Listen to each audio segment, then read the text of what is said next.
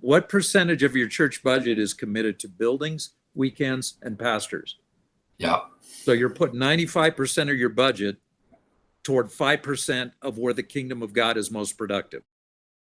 And so this whole principle, even from a data perspective, is magnified.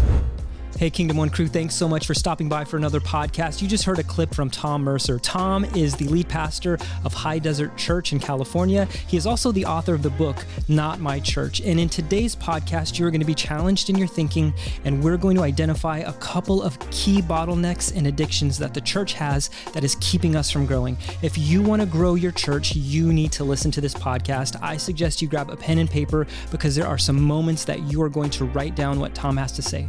Before we hop into that interview, though, I want to ask you, if you're enjoying the Kingdom One podcast, would you do us a favor and rate us and give us a review wherever you're listening to this podcast? Thanks so much, and let's jump into today's interview with Tom Mercer. Welcome to the Kingdom One podcast, where we grow the church together. This podcast is here to give you big ideas and help you get practical with the tactical. Here's your host. Today we have our special guest, Tom, who is the author of Not My Church. We are so excited to dive into some of these principles that Tom has written about. Tom, how are you doing today? I'm doing great. Thanks, Nick. Thanks for including me in your conversation. Appreciate what you guys are doing for the kingdom. Thank you so much. We also have Stephen Bush, Kingdom One's CEO, on the call as well. Hey, Kingdom One fam, good to be with you. Excellent. I want to hop right into this conversation and some questions that I have. Not My Church has been such a great book. It has shifted my perspective quite a lot. And for our audience who doesn't know, can you talk to us about what the oikos principle is and how it works? Yeah, in a nutshell, Nick, the oikos principle is that 95% of people who give their lives to Jesus primarily because of the influence of someone in their oikos. And that's a Greek word. It actually means extended family, but it refers to the people that we share life with most closely. And on average, there's anywhere from 8 to 15 people who would make up our oikos. That's awesome. And it means extended family. Can you talk a bit about that? Who is our extended family? I know there's a Bible story about a neighbor, and that's kind of the language you use within the church. But can you talk to us about who is our extended family and what does that look like?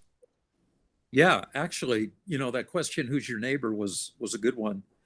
Jesus gave us one of the best known parables in that list of parables that we've come to love. The parable of the Good Samaritan. That story was in response to the question, who is my neighbor? And so just looking at the story and drawing out some of the things Jesus identified. First of all, your neighbor is not just an individual that you might like or is like you or might even be easy to love. I think the story elevates the reality that your neighbor is anyone whom God places in your path. And for that Samaritan, it was just great for him that the Lord gave him the opportunity that he didn't even understand would be coming, didn't expect it, but there it was. And that really is the oikos principle. God has supernaturally and strategically placed neighbors, I guess you could say, on the front row seats of our lives. That's the term that we use. And at HDC, we use that front row seat visual a lot, and it became part of the book, the Not My Church book, as well. Can you explain a bit of that front row living? I love the idea that just generates in my mind. It almost feels like somebody sitting in my living room and we're having a conversation. What does that look like when you talk to your church about front row living? Yeah, the front row idea is really just a matter of simple physics. The vantage point that is offered by priority seating, I guess, is the idea, and it's the concept of going to a theater, and it depends on how good your seat is. That's something that we like to maybe brag about, that we have have great seats for a game, or we got great seats for a play, or even we had a great seat for a movie. But you just picture your life as being lived out on the stage of a theater, and the theater is filled with all kinds of people. In fact, a lot of people, much like our lives are filled with relationships, and we have a lot of people we call friends, and some of them are maybe sitting a little further away than others. We have some that are up in the balcony, and we got some maybe a little closer to us, might be sitting in the mezzanine, if you want to, get specific. And then you have those that are really close to you down in the orchestra pit. But it really are those front row seat dwellers that have the best opportunity to see you, to hear you, to know you, to watch the way you live your life, to hear about the things that are most important to you. And so, in our world, we kind of latched onto that visual as a way to identify the oikos principle. And at any given point in time, you might have 8 to 15 people sitting in your front row seats. And throughout the course of your life, some of those people might move back a few rows, might even move up into the mezzanine or the balcony. They might even leave the theater. And God may, bring people closer to you at a certain point in your life or during a certain season of your life. But just to try stay as current as you can, recognize who really have the best seats to be impacted by your life. That's great. What I heard is you talking about being seen, known, and heard, and that's a principle that I think carries a lot of weight, especially when we're talking to people about Jesus and we're kind of exploring a territory that might seem very personal to people. I think that is great. The idea that somebody can be seen, known, and heard, and they have a front row to our lives. That is fantastic. Stephen, I know that you have a lot of experience with the oikos principle working at HDC. Can you talk to us about your perspective of the oikos principle and how you've seen it at work in your life? Yeah, absolutely. I remember coming to HTC. Tom, you've been my senior pastor now, I think, for 20 years. And so how cool is that?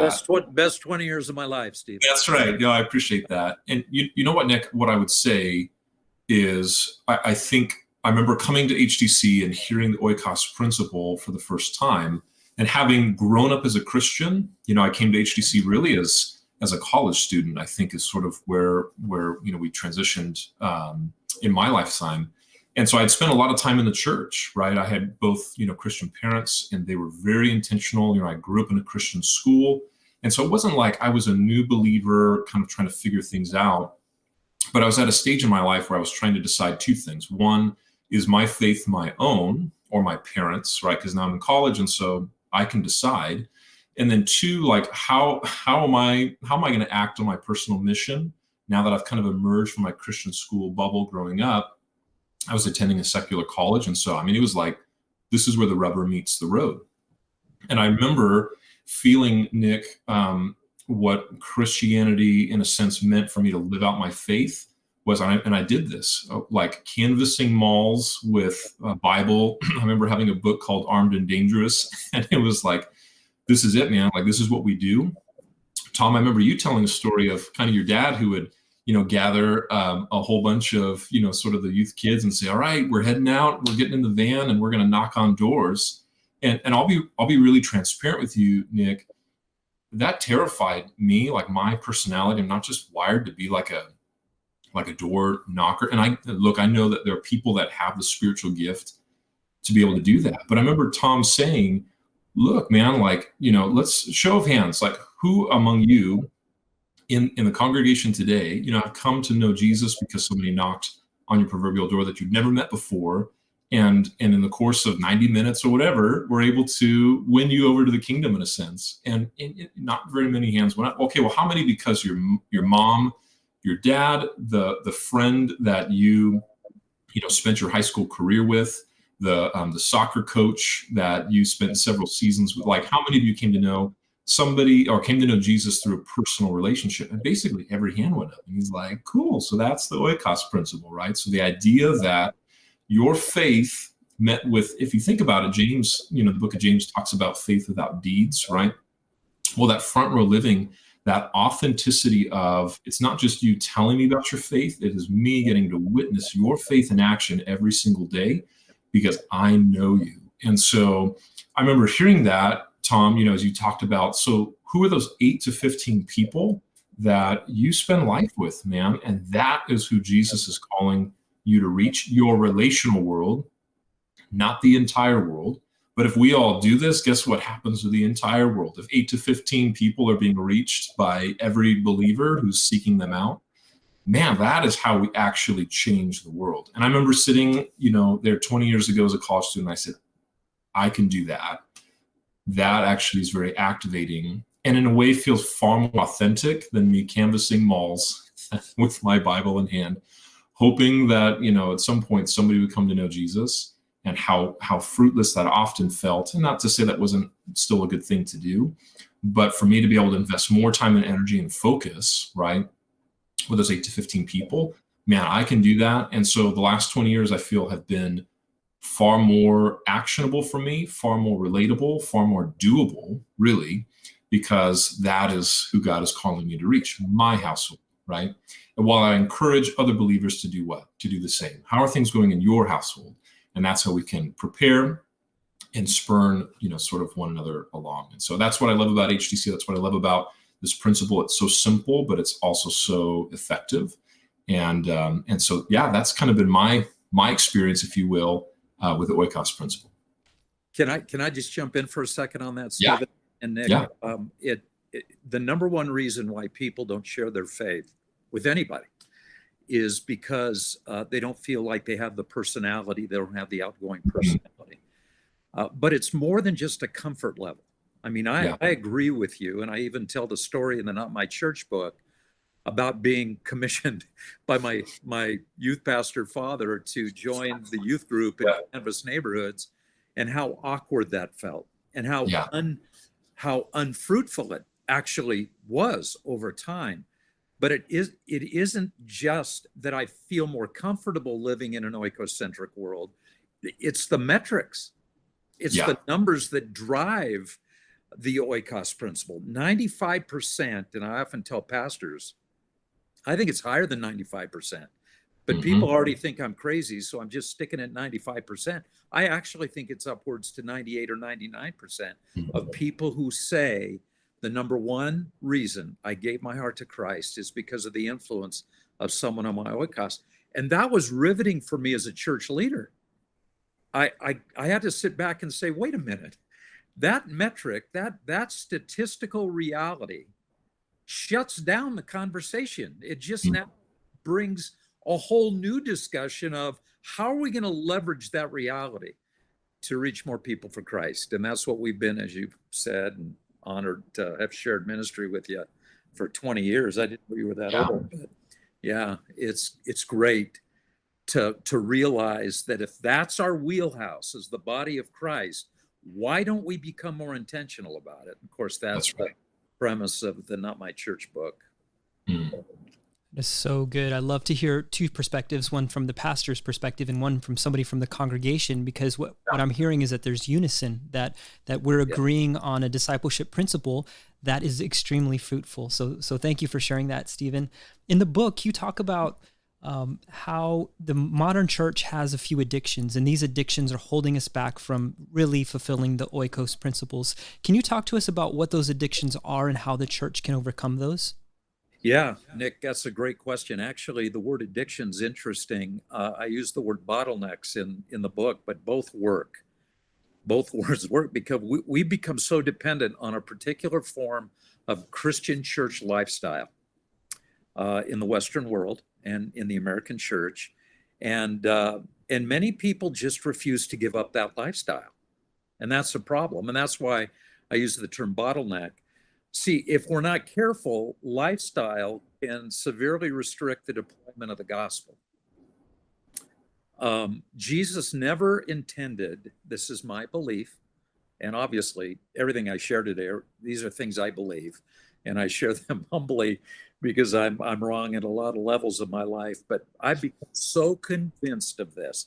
Jesus never intended that his kingdom would flow only through church leaders, only on weekends, and only at specific geographical locations. And that's why I call them bottlenecks. Pastors, weekend services, and campuses really do bottleneck the kingdom. And this has never been more apparent to me than during the season of the COVID pandemic. I want to say that right, but it's just amazing how the COVID pandemic has given us the opportunity as the body of Christ to get back. It kind of forced us in a way to get back to the singular basic principle that Jesus gave us to build his church, and that's through personal connections. And yet we insisted, so many of us, I use the term we loosely, but so many of us insisted on holding on to those forms of Christianity that we changed our view of biblical authority. We even litigated to feed what you described, Nick, as an addiction, that we're so addicted to that weekend church service instead of seeing this as an opportunity to perhaps even pursue more effective forms of deploying the gospel, because it really has never been a matter of how many people are sitting in your building or listening to you speak or supporting your brand as a church leader. The gospel is all that matters. And how can we share Christ? And I don't know why the COVID epidemic had to be so significant a challenge, especially for those front row dwellers in my life and in your life and in every believer's life.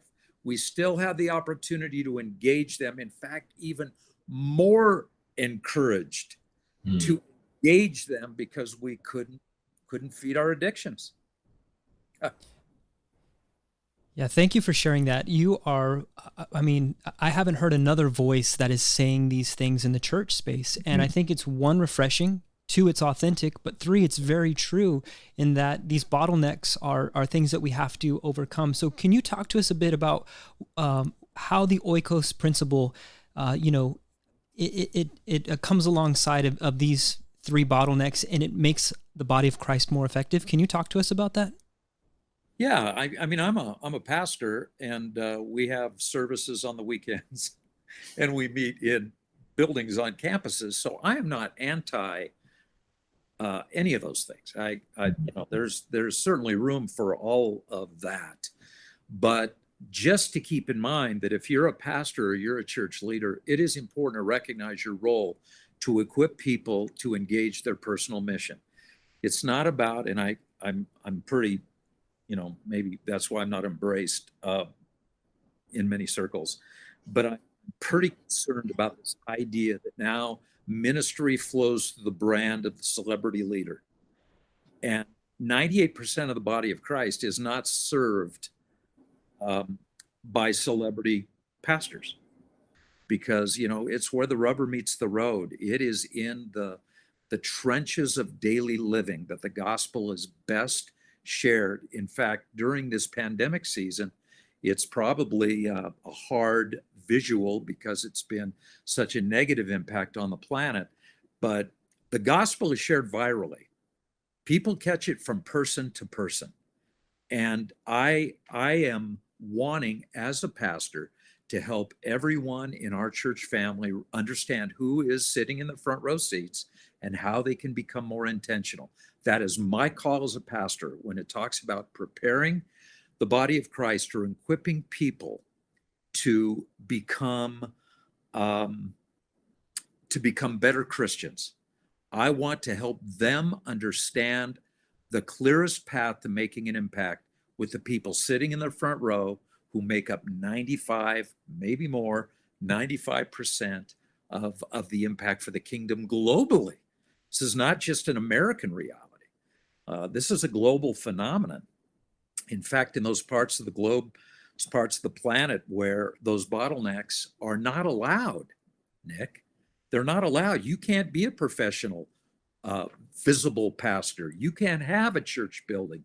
You can't have public services in many parts of the world. And in those parts of the world, the Christian church is growing exponentially faster than it's growing in the American church. And so I'm just thinking maybe we should try to create a paradigm for ministry that is not focused on creating celebrity church leaders, since that model has failed. It's failed. Yeah, absolutely. I think we're seeing the ramifications of that with so many, headline news of, leaders and in the situation that we find ourselves in as the church.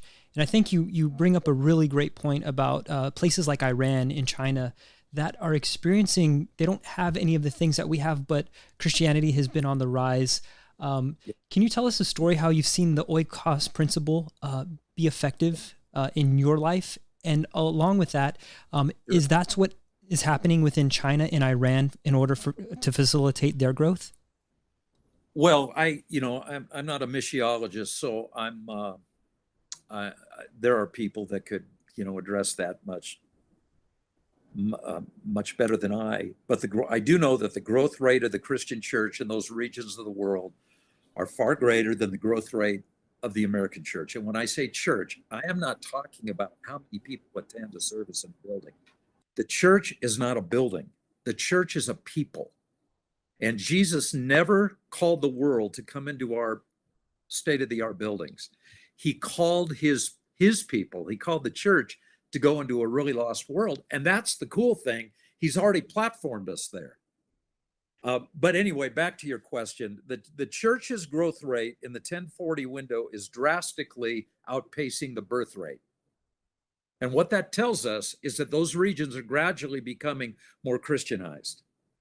The American church growth rate has now dipped below the American birth rate, which means that the Christian faith is slowly bleeding out of the United States. And so I shouldn't laugh because that's not funny, but I do find it interesting that what we're trying to do is just more of the same old, and we're not getting the kind of results that we want. And again, I'm speaking to that idea that the body of Christ grows best when it's exposed to a celebrity church leader. Jim Collins wrote an article. Jim Collins, a business guy, but he wrote an article and he said, when a company's identity can't be separated from the identity of its leader, then that company cannot be known for what it stands for. And of course, the church, isn't a company, it's a body. But when we identify ourselves not as gospel representatives, but as individuals who attend particular churches led by particular leaders, that's a problem. And in that article, the article was entitled "The Death of the Charismatic Leader." And at the end of the article, Jim Collins said, a charismatic leader is not an asset. A charismatic leader is a liability that a corporation has to recover from. Because the oikos principle is embedded in our mainframe as human people. And it works in the church. It works in the business world. The problem is the business world is adapting to it much more quickly than the church has. And as a result, businesses are blowing up in a good way, and the church is blowing up in a bad way. So all I'm saying is it might be time to get back to some fundamentals. I think that's great to hear from you and to hear your perspective of what is making the capital C church grow in places that are not America. And I think you really speak to that. It's interesting in Luke 21 where the disciples are telling Jesus they're admiring the buildings around them, and Jesus kind of tells them like, hey, there's a time where these buildings aren't going to be here. And I think that's something that as Jesus teaches, that it's about people and maybe not so much about places. Places are important. But I really think that for me, that's what I think of when I hear you speak of the oikos principle and some of the bottlenecks. There's a really interesting principle that you have within the book, and it's considered the other side. What is the other side, and why should Christians be heading there? Yeah, well, the other side's part of the narrative in Mark's gospel where Jesus and the disciples go to the other side. In fact, that's the term that's used. They go to the other side of the Sea of Galilee, which is the Decapolis region where, at least for the Jewish people, that's where all the ungodly people live. And so for us, it would be non-believers. And Jesus and the guys, they go over there. Jesus heals a demonized man. And of course, the demonized man loves what Jesus did for him, and so asks if he can return to Galilee with Jesus and the disciples. And Jesus says no. And in that classic challenge, he says, no, I don't want you to come with me. He says, I want you to go home to your oikos. That's the Greek word that Jesus uses. I want you to go home to your oikos and tell them what I've done for you and how I have shown mercy on you. And it's such a great passage because it highlights the importance of the church not being so addicted to just hanging around our own, people. The church is not a club. It's not a country club. It's not a place just for us to come and hang out and hear, a good message and listen to the kind of music we like, maybe some political rhetoric that we feel comfortable with. It's not just about being with other believers, but to actually recognize that now we have the opportunity to go to the other side and share the gospel with the lost. And of course, the fact that Jesus identified there, the oikos principle, makes it not just so much of what we're supposed to do, but specifically how we're supposed to do it. And that's that's just it's a powerful story. And then when Jesus and the disciples come back later on, it's amazing how the community who asked Jesus and the disciples to leave originally, because of the ministry, the personal mission that formerly demonized man had on the other side to his own oikos, when Jesus and the disciples come back, people are coming out of the woodwork to embrace Christ and to benefit from the ministry that he could offer them. So that whole other side story, and I know you're identifying it because we have a whole section in the Not My Church book about that idea. But it's one of the most powerful stories in the New Testament, one that I love very much. Yeah, that's really interesting. I've never put two and two together to know that the oikos principle was what was at work to allow Christ to actually do his ministry when before ministry wasn't happening there. Stephen, have you had an experience with the other side principle that has shaped your ministry or your thought process about how things happen within church? Yeah, I think, one of the things I've really appreciated about the oikos principle again is, and Tom, I like how you use the term, I think maybe the American church perhaps has become sort of this country club, right? Our buildings encourage it because they gather us and they're comfortable and they're, we've got nice seats and all the things. And then what do we want to do? Well, we want to spend more time in them, right? Because, we did a big building campaign. So ought we not to use every calendar day of the year to do stuff, potlucks, and let's have another round of, worship nights, and all those things are great. So please hear me, if you're a church leader and you're doing those things, there's nothing wrong with that. But are we ever getting to the other side? Because in a sense, without even malicious intent, we've designed a landing strip, perhaps, and Tom, you talk about this, versus this preparation ground, this runway of sorts to say, come in and get some instruction. It's one of the 5 steps is prepare, right? So it's not like, let's not come together as a church family. We should just always be, on the other side, so to speak. But do we think about the other side, or do we spend too much time on this side, right? And so for me, then, it really becomes about, we've talked about this, Nick, in the past. What are we doing with the other 167 hours of the week after we spend, maybe that hour in that service? Yeah. And again, this is where I think the oikos principle becomes so actionable. If you're making a list of the people, those 8 to 15, doesn't have to be a perfect list, man. Just, look at your call log and see who are the last 8 to 15 people maybe I talked with, hopefully not a telemarketer, but, or look at your calendar. Who did I spend some time with? Or frankly, pray about it, right? That's another step in the 5 steps. Pray, Lord, who are those 8 to 15 people that are on the front row of my life? And then honestly, think about ways that you can spend time with them. There's going to be pre-Christians on that list, the people that are, in a sense, that other side. And so am I investing in them? Am I praying for them daily? Am I thinking about, hey, I haven't had lunch with them in a while. Why? Because maybe I've been too busy kind of just being comfortable. And so let me make sure that I'm being very conscious, very focused about how I am spending my time. And it's not like it takes a disproportionate amount of energy to do this. It just takes a little bit of focus, and it takes a church culture that is pointing you that direction and is, in a sense, choosing not to create the things that otherwise would distract you, right? And so again, church leader, this is where, man, this is not, frankly, that hard, probably not even too different maybe than some of the things you're currently doing.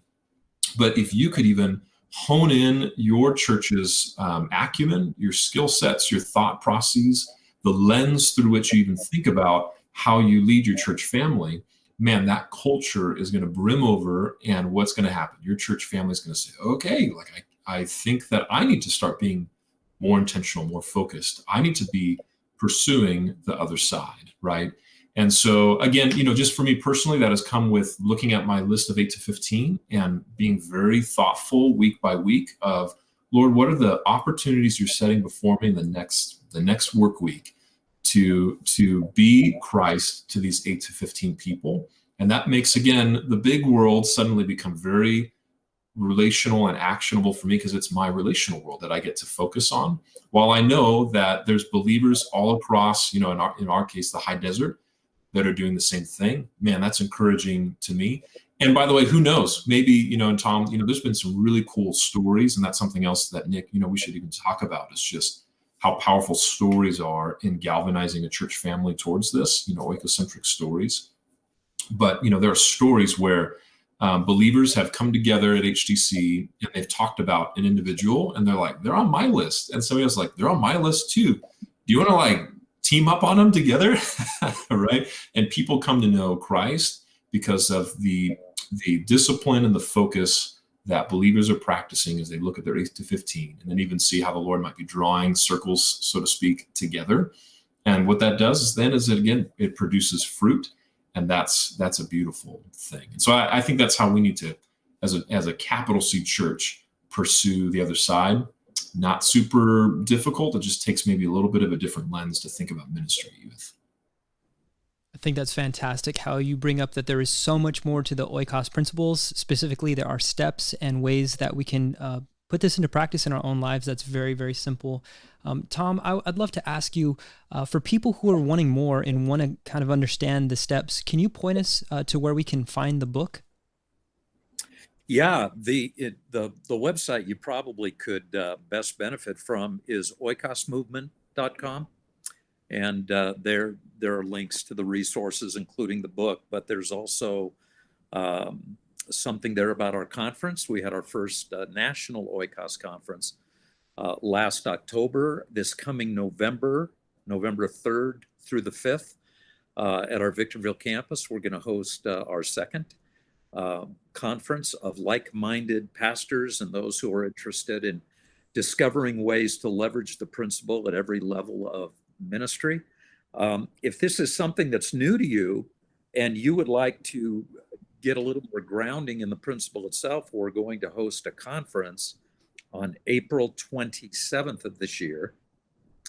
It'll be online. It'll also be in person at our Victorville campus, depending on what's most convenient or most helpful to you. I shouldn't say convenient, because we should be willing to go beyond convenience for something of this import, but we'll provide it both live and online. But that's all at the Oikos, oikosmovement.com is the website. And then the conference, the National Oikos Conference, is really a full court press on how to identify ways in the local church to elevate the principle. So many churches, Nick, have an outward focused vision. That is, they want to reach people for Christ, and I don't doubt that at all. But they have an inward focused structure. And if you have an inward focused structure, then your outward focused vision is pretty worthless. And so that's what the conference is about, and what we talk about in my church as well. Just ways that church leaders can restructure their church ministry in order to facilitate and support their desired vision to be outward focused. Kingdom One crew, wasn't that such a great podcast? I am so excited to hear from Tom because there were moments in that interview where my heart just said, yes, these are the things that are hurting our growth as a church, and we need to get past that. So if you like that, I have 2 resources for you today. The first is the Not My Church book. You can go pick this up on Amazon, or you can go to oikosmovement.com. And while you're at oikosmovement.com, make sure to register for the April 27th gathering, as well as the National Oikos Conference that is happening later this year. Thank you guys so much for tuning in, and as always, let's grow the church together.